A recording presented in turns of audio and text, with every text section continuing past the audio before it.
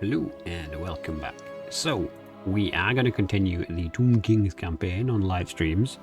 On Tuesday I get access to the new Doom game. So if anyone is interested in that as a live stream or a let's play, do let me know in the comments below. But today we're going back to the beginning, back to the Skaven, to Eshin. We'll not do a Conquer the Entire World, but we will do a endgame scenario. And we'll give ourselves like 3 turns warning. Yeah, Clan Eshin, so that's all on max.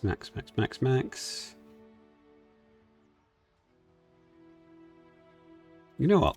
Let's try this, because saving's been taking a hot second to save, and it's kind of been annoying the hell out of me. So maybe that'll be quicker. Like I don't know. We'll see, right? We'll see.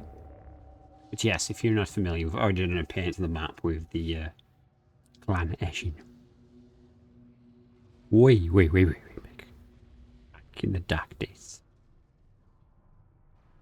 It's a good series. I do like Eshin. They just become a bit one-sided. And some people seem to, yes, like, look at the stats too much and not really the reality of the situation with this faction. Because Clan Eshin troops really are what you should be going for with Clan Eshin. And that is in where the game gets a bit stale, so we won't be doing painting the entire map. We will return to the Ikik nightmare, but yeah, I think the problem with that is I look at the number of turns and I get flustered that we're not making enough progress. But what I need to be doing is fighting, sacking, so that we're getting the magical items. Because if there's no magical items, then the army later on will perform extremely poorly.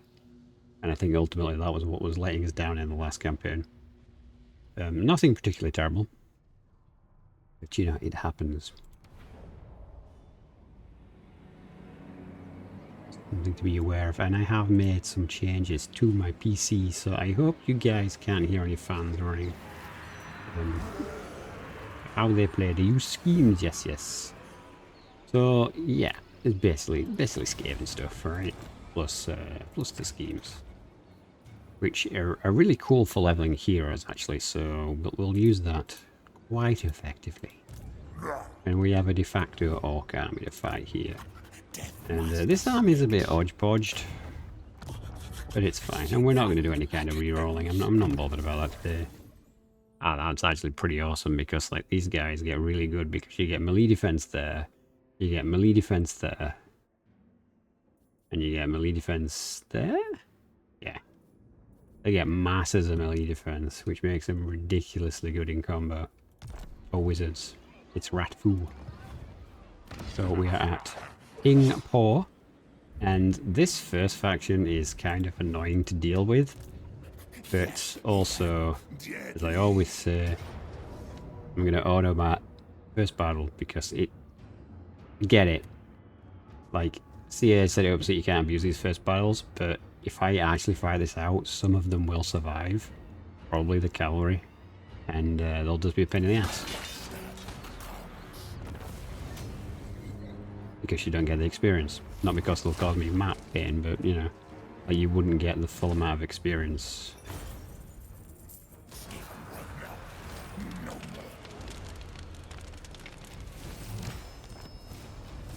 So we've got that straight away. It's like take the next territory, which is right there. Normally I wouldn't rush this kind of thing, but given that we don't actually have a capital, it's kind of annoying. I'm thinking magical items as well. Yeah, we should probably try and levy that when we go back to Ikik's campaign. Don't lose anything that's actually important. No. Just gonna occupy it. Unfortunately, we're gonna have to slow build up this territory. Is a slight annoyance, but it's all good. Powering through the experience. And we're going to go for this because we want his melee defense. We want to be able to use him to tank things while we shoot things. We've already got access to Night Runners, which is an excellent option.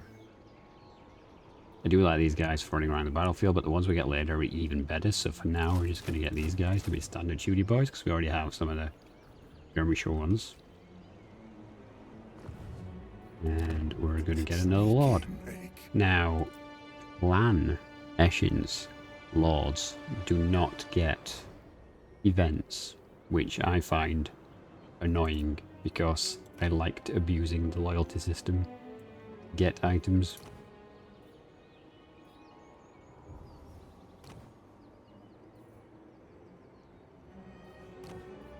I think the sneaky guy is probably going to put Arwen, and if I remember correctly, yes. I've been playing around a bit offline, and I decided I'm going to abuse a certain given abusable thing, but not insanely. So basically, if you didn't know, there is a lord that has no trait when you play Clan Pestilence, and Clan Pestilence was one of the starting factions when you got Warhammer 2, and he was named after the director of game development at the time at CA, and he has a passive trait which is ridiculously good.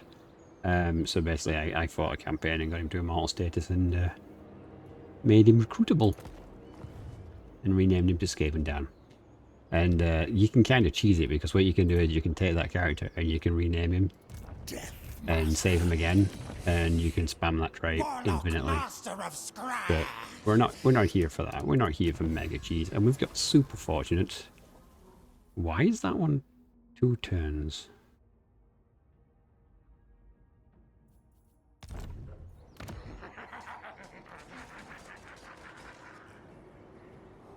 Warrens and damage. I am just slightly I bring pain, death.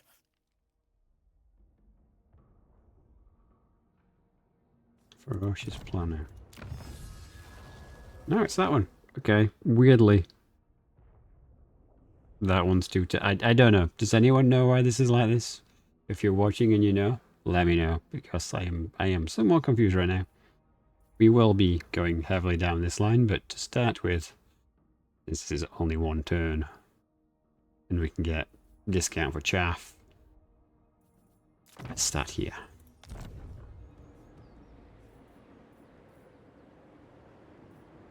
We only have the special building here, so we're going to go for... I mean, that is Rattling Warren, right? That's the Rattling Warren, yeah. So we're going to go for this one. So we want to get up growth as much as we can. And we don't want to be having to mess around for too long here. And we are going to try and keep this 0 defeats.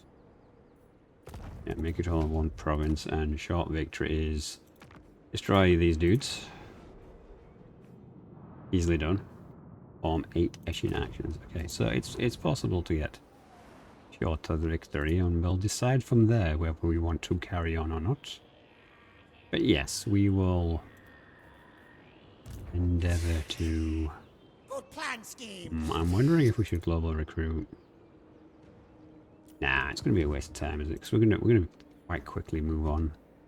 I'm going to stop yabbering. I'm going to do the conventional things where I turn off all hero-ness. And we put the heroes on warp speed. And we put the lords on fast. And let's go. I doubt we can make many friends here unless we try and prop one of the factions up. They do tend to go quite crazily at each other. Plus there's chaos, plus there's the chaos dwarves. And there's Gelt now. Gelt wasn't here the last time I did this, so that could make things a bit more interesting. More fun with the Empire, woo!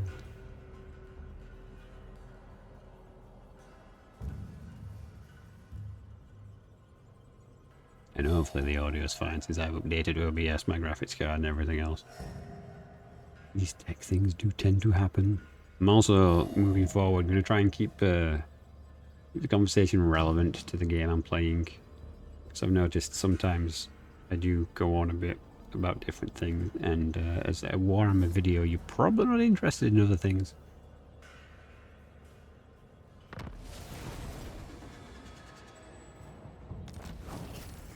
I will be putting a poll up on the channel about potentially some different content, and we'll see. It's going to have a really short turnaround, and yeah, we'll see how you guys think. Where does my territory? My territory ends there. Okay, so you could move up there instead. He's only going to have like 9 units. It's not even a... Yeah, for some bizarre reason, this Orc faction doesn't have a major capital settlement up here. I think it's because of what they were trying to do at the start of Warhammer with things. Yes. I've just put myself out in the open. I mean, 13. He should like only just be able to reach here if he force matches, which is not terribly going to be in his favour. We might go for this guy, but that's not going to stop me recruiting stuff.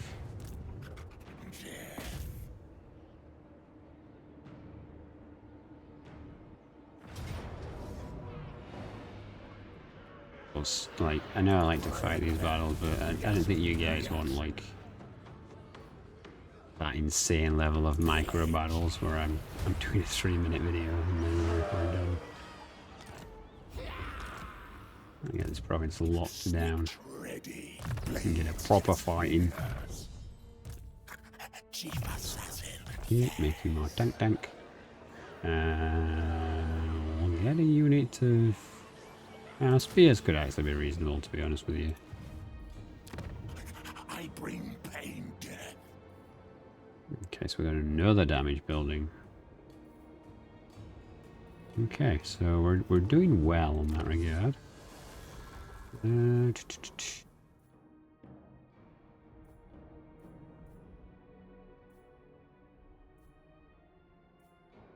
feel like we want replenishment, and then we'll probably swap into the Eshin upgrades.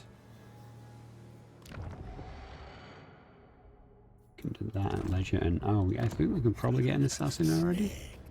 No, we can't. Okay, despite having the unique assassin building, we don't get assassins. That's slightly peculiar. Okay, whatever, game, whatever. I think we'll definitely upgrade that, and I think in the Jade Wind Mountains we'll demolish this because we might as well get an assassin building. We will need them en masse. I'm not going to repair anything on my way. Wouldn't even really be building things till we got the entire province, but in the name of progress, we must push forward.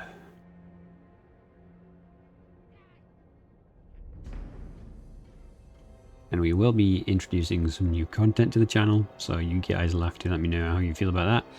And I did a guide that I'll be linking at the end of this video. I'd love feedback or opinions because I haven't had many other than it's great. Oh, there we go.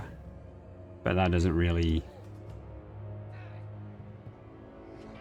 Yeah, viewership isn't great on them, basically is what I'm saying. Because viewership isn't great on them, I'm like, well... You know how you say they're great? And if it was that great, then why are people not really watching and commenting on it? What does this give? Yeah, not bad. We want assassins. Okay, are we gonna be in reinforced range here? Yes, we are. Okay, cool. So this will probably be his first fight, because I imagine this will be awkward.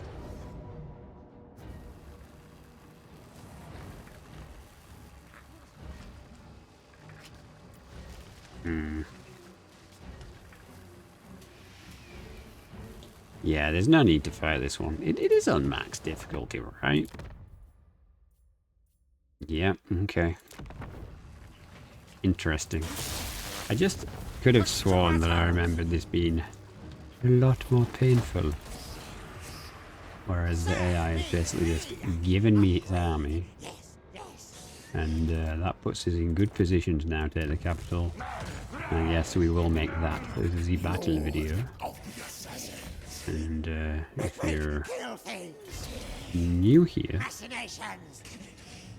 you'll probably not realise that that means that that'll be the start of the next video. But it is all good. How is his money? His money is not amazing, so we do need fodder.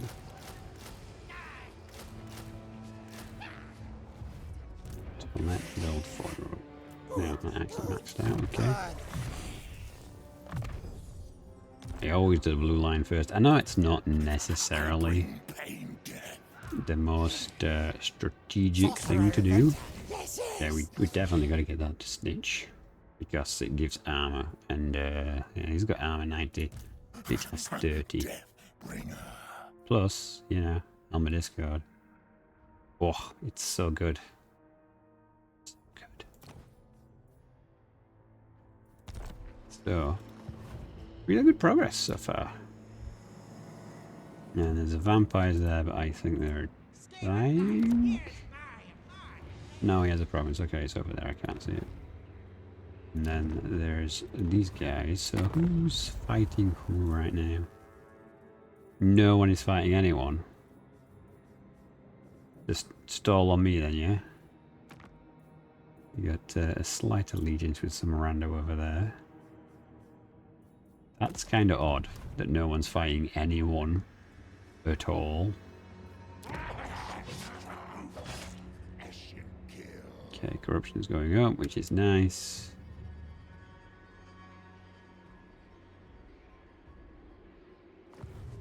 We're in good stead. Actually, we could do with minus 70. If we sack this place, we could get a rebellion. So a rebellion at the capital is kind of what we want. To get more food. Because we want to level the capital up as much as we can. As fast as we can. And usually these orcs put up more of a fight. That seems quite odd. That they've just gone, ugh, yeah, we're dead.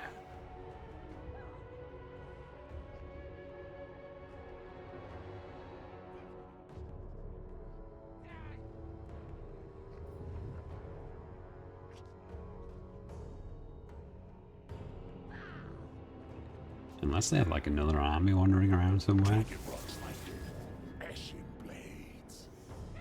I'm sure strength value. No.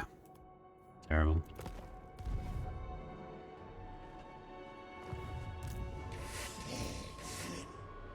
Says yes. Okay, we are beat up, but he's literally got 10 units. It's not going to be much of a muchness. Warp, light. Even that says it's periodic.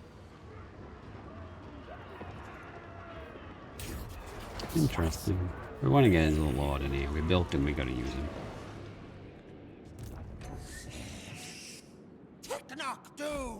Get him right up here. And then we will do the battle for the capital at the start of the next video. So I apologise for no battles video, but we'll be doing lots and I'll be fighting most of the battles because Clan Eshin does tend to auto-resolve really, really poorly anyway. So yeah, I'm not sure why we're resolving so well at the minute, but I'm sure it'll fade away. So thank you very much for watching. If you are still watching, I wish you good fortune in all your wars to come. And hopefully I'll see you again soon.